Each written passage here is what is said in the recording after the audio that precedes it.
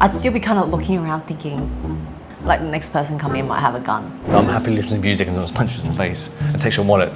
Came home, the house was kind of empty, like all my TV was gone. Today, we're talking about safety in England, London, Sydney, Australia. Sydney, that's where she's from, and also Hong Kong. I think it's fair to compare the three places so you have an idea. It's all a bit subjective on our part, but nonetheless, we can compare these different places, talk about our experiences. Have you been mugged? Have I been mugged? What kind of mugging it was? Out of the three places, I'd definitely say Hong Kong is the safest. Yeah, that's what I thought until I saw this report by The Economist. But then, having said that, there are different ways to gauge safety in these different places. So, in the top 10 safest places in the world, Hong Kong isn't included. Hong Kong, in terms of personal safety, is amazing, but the other things it doesn't do quite as well in. What affects us directly is the personal safety, but besides personal, there's also infrastructure, there's also digital and health. And in these three other areas, Hong Kong is very mediocre. If we compare the rankings in terms of personal safety, Hong Kong is probably second or third in the world.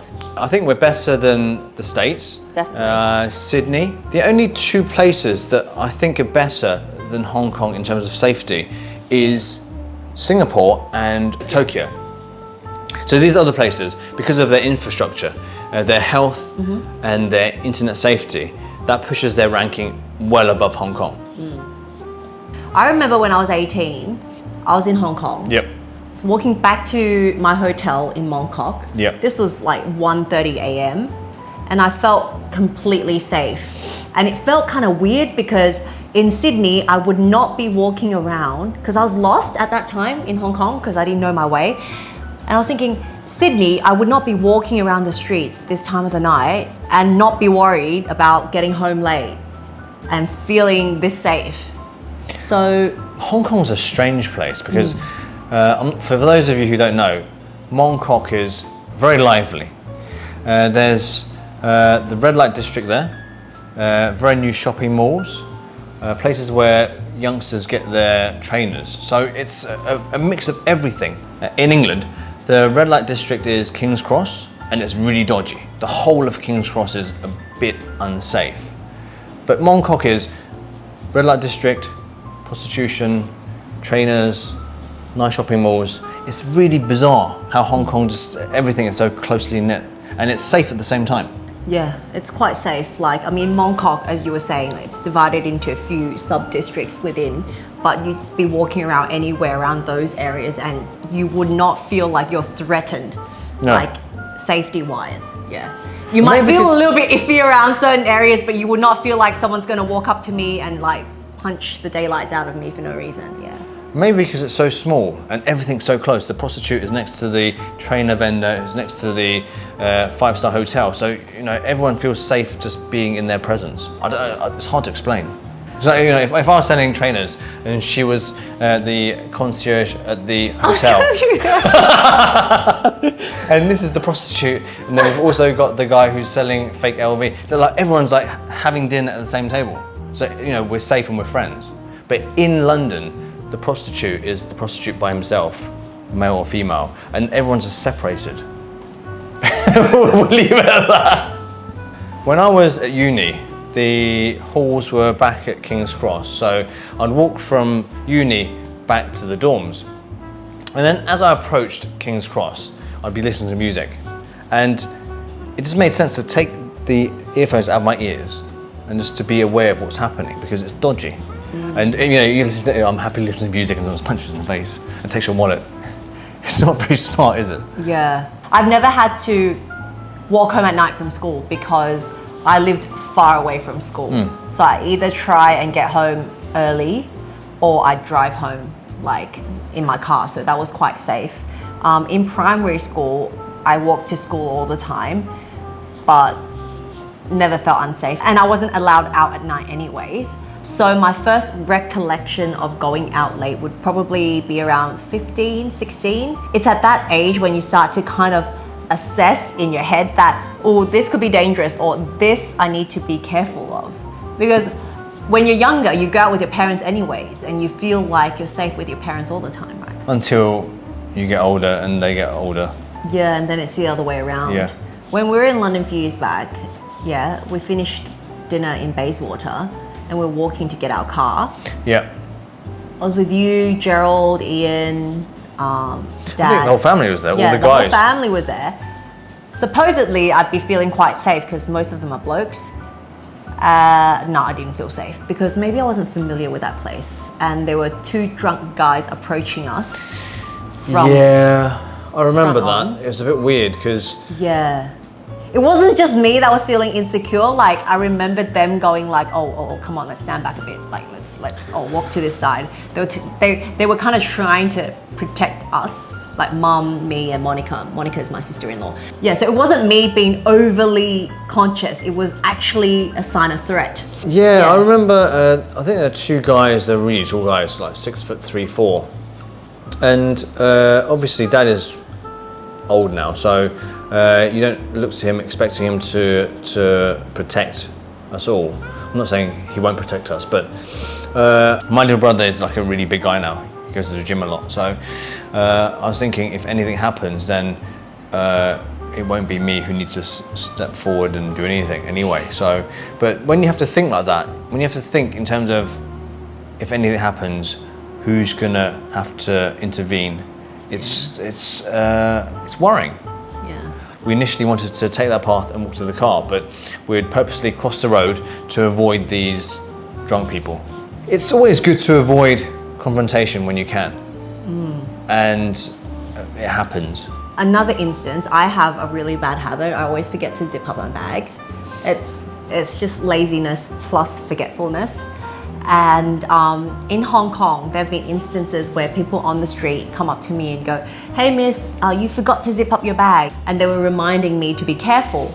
Never have I felt like someone's gonna rob me because I didn't zip up my bag in Hong Kong. I used to do that in Sydney as well. Yeah, maybe that's just me personally, but Yeah. I feel really safe. I guess when we're on holiday in Italy, you have me reminding you. Yeah. But that kind of carefree is a bit reckless, I think. Yes. My bags are always fully zipped up. If we're out in crowds, it's in front. Like I'm holding it like Damon or Jamie and Sarah. We have to compare. In Hong Kong, it's very safe. People rarely run up to you and steal your things by force. I don't think there are many pickpockets in Hong Kong either. Everyone's telling us when you go to Italy, Spain, France, watch your belongings, watch your cameras. Places in Europe, England, they don't give you that kind of confidence. You don't feel safe there. It's not hugely dangerous. It's not like in the States where everyone carries guns. So when you talk about guns in the US, I've been to the US, and you kind of grow up knowing that people carry guns around in the States. So I went to New York a couple of years back to visit my sister, and we were out in New York City, Times Square, like hustle and bustle, really busy, kind of like Hong Kong.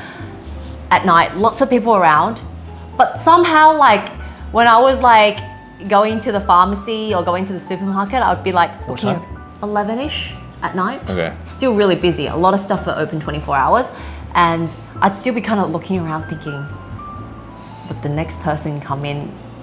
I know does this sound a bit wrong? Like the next person come in might have a gun. Like I had that in my head. They probably do have a gun.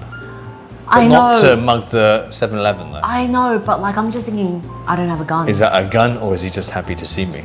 No, like I don't want to be in that state of mind all the time because you kind of.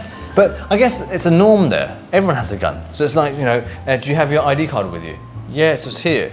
It's do not you have your that gun? common, right? Yeah, I've got a Magnum. What do you have? I have a, I don't know what they're called. Revolver. I don't know what it is. I'm not good with guns. But I do worry, like at night when I go out, I do worry that the next person that walks into this shop might have a gun and rob this place or something. In the past years, many years now actually, you always hear of shootings in schools in the US, and that's not safe. You never hear of crazy stuff like that in the UK or Sydney, and in Hong Kong it's even more mellow. But I asked my sister who did a 6-month exchange in the States, and I said, were you at any stage worried that, like, you know, everyone's got a gun, maybe your classmate or something at uni, or maybe someone at your lecture could have a gun? Are you worried? Do you feel unsafe? And she went to the States by herself, and you know how she had to like take a 2-hour car ride and all this, she did this by herself. And she said, no, I felt safe. It's really how you perceive it. And your sister, okay, let me try to just tell you a bit about Kylie. She went to China without having found a flat, without having any money, without having any clothes to wear. And she went to the States, and then the week afterwards we sent her a box of goodies, of clothes and blankets. She's not worried, but at the same time, it's like she doesn't know how to worry. She went to the States without a winter coat, and she's wearing Converses in the height of the winter. Okay, that's underprepared, being like, that's comparing not well planned, underprepared to likewise, safety issues, right? If you're not prepared to walk into King's Cross, it's happy-go-lucky, and then someone mugs you because you're not prepared. You don't know it's King's Cross. Yes. So there is an element of she feels happy and it's safe, but at the same time, she's not given any thought. So I don't think that's a very good example.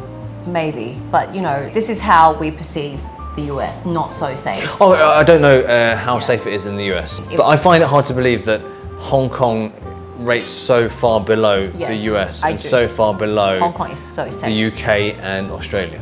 Yes. I guess this is kind of like our perception of the US.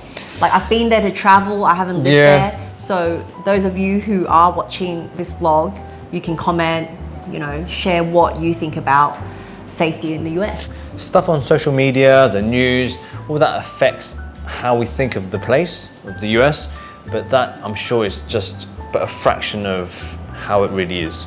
I guess there's a lot of stuff culturally that makes Hong Kong safer. People are even more conservative.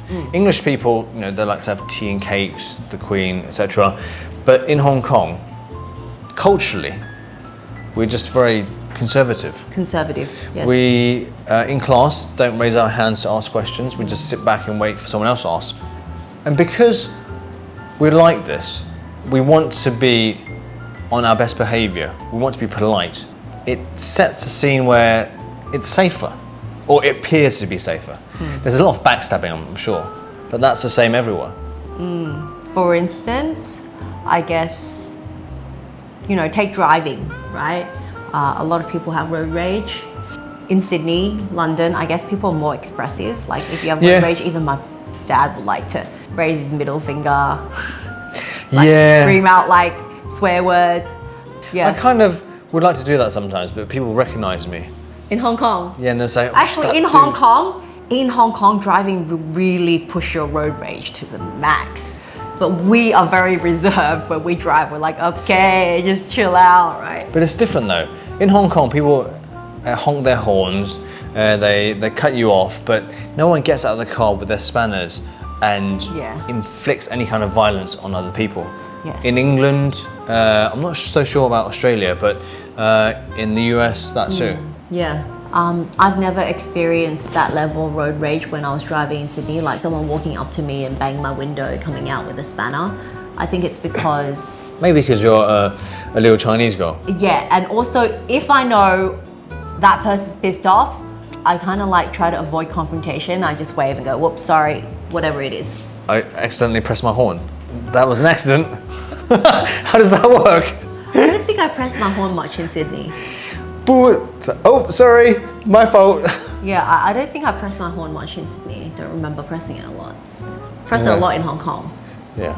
Yeah, so I've never really experienced that road rage thing in Sydney, but I've heard my friends talk about it because my friends have road rage.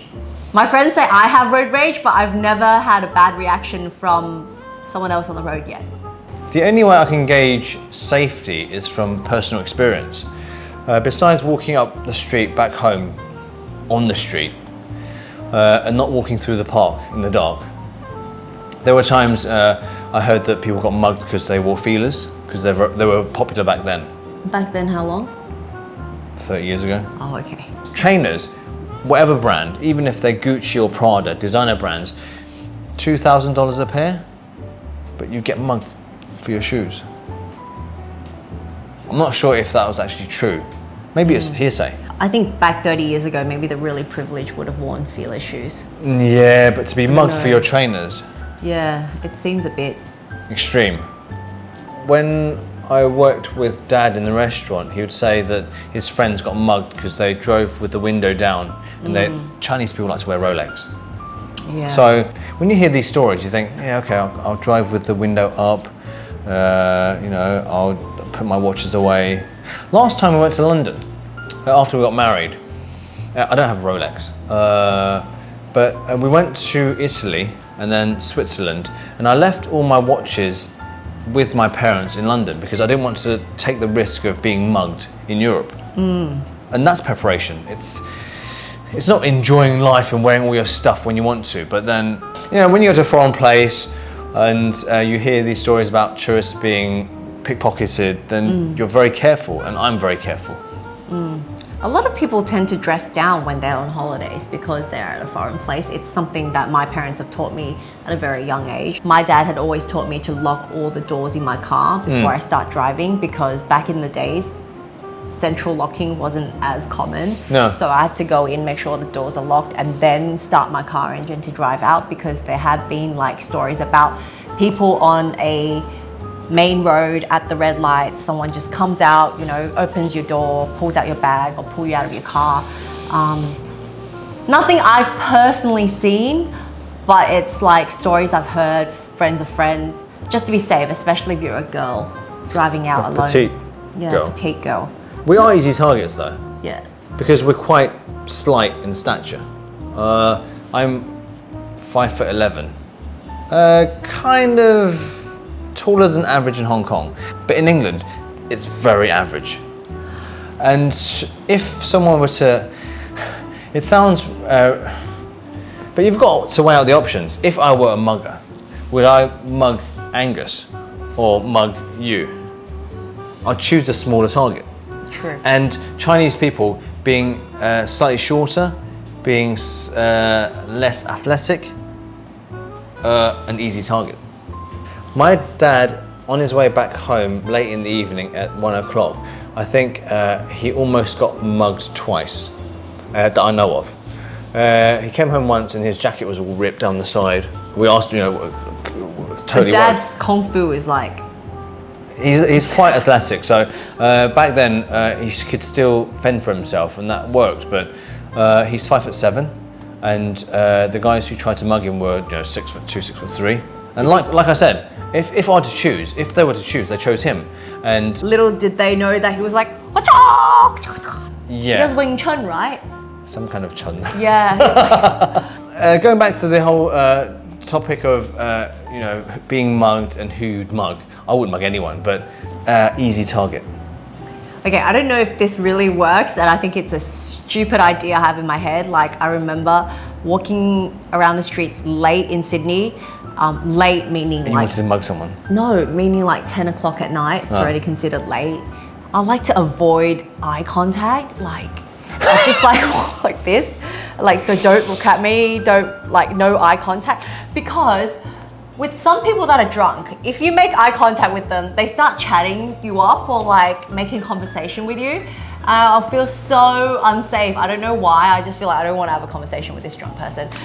And I'd walk down the street and not make eye contact. That's really bizarre. Yeah. It should be the other way around. You need to make sure these guys don't have a menacing No, like look in their on my eyes. peripheral vision, I'd see them, right? But I would not make eye contact with them because that's very confrontational. And sometimes when they're drunk, they would just be, hey, like, something like that. Or like, yo, and start chatting you up and I'd be like, don't talk to me. No Chinese, no English. Your Then special power. Then they might laugh at me. Yeah, I don't think it really works. Yeah, it doesn't. I think you should count yourself lucky you didn't get mugged. No, I always had someone to walk me to my car. If I was out late, I was never drunk because I had to drive home all the time. And if I had to park my car a few blocks down, I'd always get someone to walk me to my car, and then I'd drop them back off at the karaoke or at the bar or at the place. So generally, it's okay. Yeah, it's hard to say. Safety, it is in your mind, but it's also quite objective too, because in England, in Australia, houses getting broken into, that's commonplace. Speaking of which, because everyone in Hong Kong, most people live in apartments. They have like an estate manager, there's security all around the block they live in, there's a security down at every entrance. It's generally quite safe. If you wanted to steal something, like it had to be a very small item, you can't in the middle of the night move someone's TV out of the apartment. It's just not feasible, right? Because like you have to make your way into the lift, past the caretaker, up the lift without being seen on the CCTV, back via the caretaker without him seeing you. It's not easy. Yeah, but I heard village houses like in Sai Kung and like less safe. Wukaisa, stuff like that, like in those village houses, slightly less safe. We heard a story a few years back. I think it was New Year period, Chinese New Year, and everyone goes out to party. Lisa Wang, she lives in a big house near TVB. Her whole safe got taken out. It's quite impressive. In houses they do, but a lot of the houses now in Hong Kong, they are kind of managed by an estate as well. So anyone going in and out of that area, you have to go past a main gate first. So generally safer. So I remembered when I was around 8, one afternoon my mum received a phone call from my dad, and my dad told her, oh, don't come home yet, we've been robbed. It's a bit shocking because obviously he came home. I cannot imagine how shocked he was, because you'd open the door, go home, and then suddenly like half your living room is missing. But my dad told mum and I not to come home yet. So they took the furniture? No, they took a lot of the appliances, the TV, the VCR, our hi-fi system, stuff like that. And they took it all. It happened twice. In 2 different flats? In 2 different flats, taking different things. Your fax machine, stuff like that, all appliances. All made in Japan, Sony. Sony, JVC, I don't know, whatever brand it was. And then we were robbed, and Dad had to call the police. They had to kind of do the fingerprint dusting thing. Came home, the house was kind of empty, like all my TV was gone. It felt kind of weird, but I was so young then, I did not know the seriousness of the situation. But my dad told me when I was young, if I ever go home alone and I find that my front door has been kind of broken into or open in a weird way that you normally would not see when you go home, he would tell me not to go home, not to go inside, leave ASAP, walk around for a couple of hours, or make a phone call your parents and ask whether, you know, someone's been home, forgot to lock the door or something. Because he said, if you walk in and the guy's still robbing your place and you're a little girl, or you're like a petite little Chinese girl, then you might put yourself in danger. So that was something that he reminded me of because of our experience when I was young. And we were living in an apartment in Sydney, 2-3-story apartment, like three tenants in the apartment. Yeah, I think houses are commonly broken into in England. Yeah. Because, you know, on any street there's probably about 200-300 houses, and just to push open the door or break the window, it's easy access. Yeah. Even like with our place in Sydney, you always say it kind of feels unsafe, but we've lived there for so long and we feel really safe there.